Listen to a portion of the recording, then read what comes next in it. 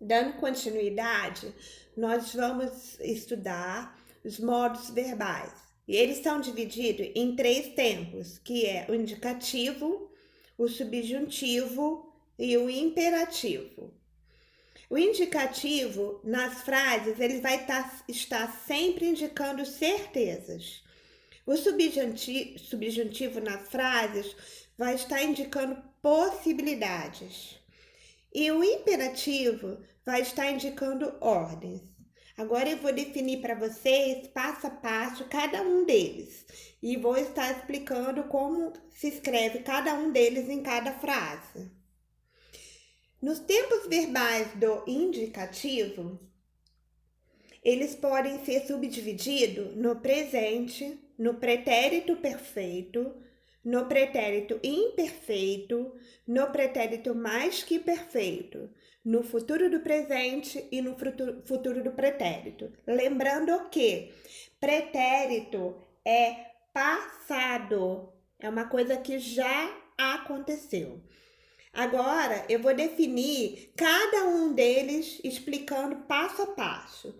Bom, vamos dar um exemplo para o presente, ok? Vamos ver como exemplo cada um deles. O presente desse aí expressa as ações que estão ocorrendo neste determinado momento.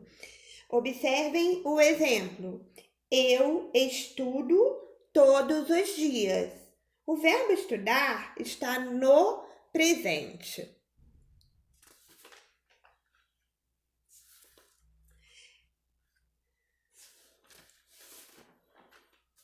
Pretérito perfeito, que se refere ao passado, é uma ação que aconteceu em um determinado tempo no passado. Exemplo: Felipe estudou para a prova.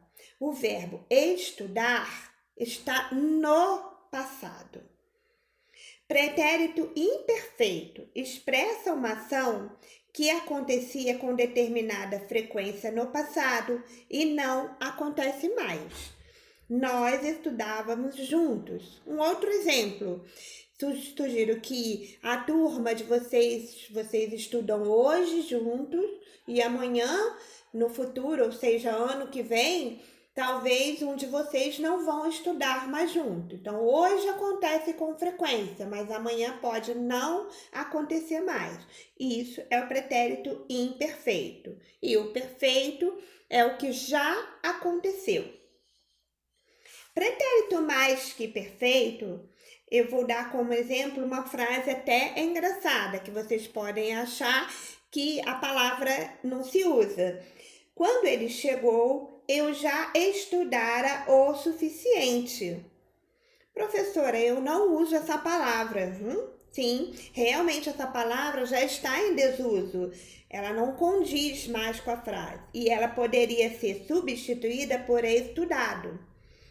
Ué, professora, mas como assim? Então, essas palavras, elas têm os mesmos sentidos, certo? Então, ela poderia naturalmente ser trocada por essa frase. Quando ele chegou, eu já tinha estudado o suficiente.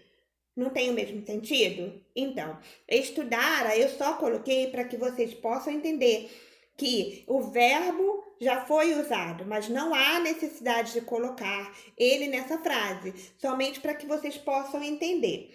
O futuro do presente e o futuro do pretérito, vejam como exemplo. Veja, hoje nós estudamos no presente, então o amanhã é o futuro do presente. E é um futuro simples, o futuro que ainda vai acontecer. Como exemplos, estudaremos em uma boa universidade. Isso ainda vai acontecer. Já o futuro do pretérito, em relação a ontem, hoje já não é mais passado, que vai acontecer no futuro. É uma relação do futuro, do passado com o futuro. Olha o exemplo. Eu estudaria agora se não estivesse com sono. Então, isso aconteceu ontem falando, mas isso poderia acontecer amanhã. Então, eu estudaria agora se não estivesse com sono. Isso é uma relação do passado com o futuro que vai acontecer ainda. Até o próximo vídeo.